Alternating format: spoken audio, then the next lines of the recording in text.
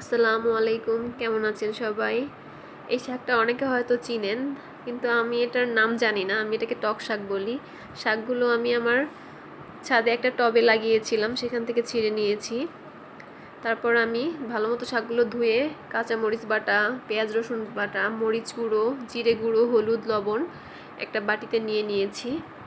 তারপর হচ্ছে আমি পুঁটি মাছগুলোকে আগে থেকে কেটে ধুয়ে লবণ হলুদ মাখিয়ে রেখেছিলাম। এরপর নিয়ে নিব হচ্ছে পেঁয়াজ কুচি, আপনারা পরিমাণ মতো নিয়ে নেবেন সব কিছু। তারপর একটা কড়াইতে আমি তেল দিব এবং পেঁয়াজ কুচিগুলো তেলে ছেড়ে দিব। এরপর আমি হালকা একটু নাড়াচাড়া দিতে থাকবো। যখন ব্রাউন কালার হয়ে যাবে পেঁয়াজটা, তখন আমি আমার বেটে রাখা সব মশলাগুলো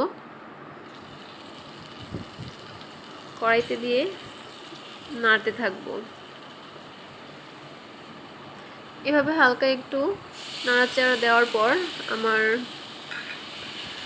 যে বাটিতে মশলাগুলো ছিল সেই বাটিটা ধুয়ে একটু পানি দিয়ে দিলাম।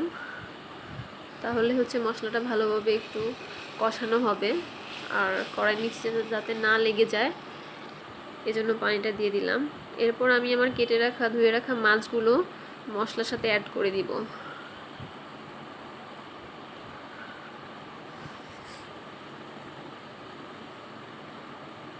মাছগুলো দেওয়া হয়ে গেলে কিছুক্ষণ নাড়তে থাকবো। যখন দেখবো যে একটু তেল ছাড়তে শুরু করেছে এবং কড়াইতে লেগে ধরেছে, ঠিক একটু সামান্য পানি দিব।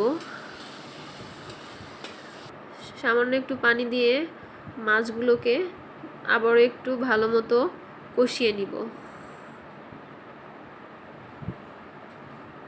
মাঝে মাঝে একটু নাড়া দিতে হবে যাতে কড়াইয়ের নিচে লেগে না যায়।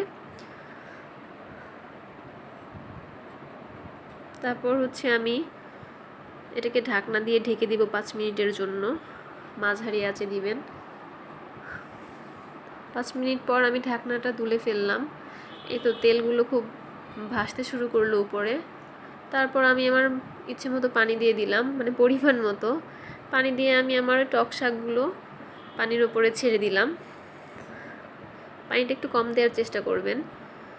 তারপর হচ্ছে আমি শাকগুলোকে ঢেকে দিব। ঢেকে দেওয়ার পরে কিছুক্ষণ নাড়াচাড়া দিব, আবার তারপর ঢেকে দিব ঢাকনা দিয়ে। যখন ঢেকে দিব তার কিছুক্ষণ পর ঢাকনা উঠিয়ে দেখব যে সিদ্ধ হয়ে গেছে শাকগুলো, তখন আর ঢাকনাটা দিব না। তখন পানি কমে আসলে আমি চুলা থেকে নামিয়ে নিলাম। এই তো হয়ে গেল আমার পুঁটি মাছ দিয়ে টক শাকের রেসিপি। সবাই ভালো থাকবেন। আল্লাহ হাফেজ।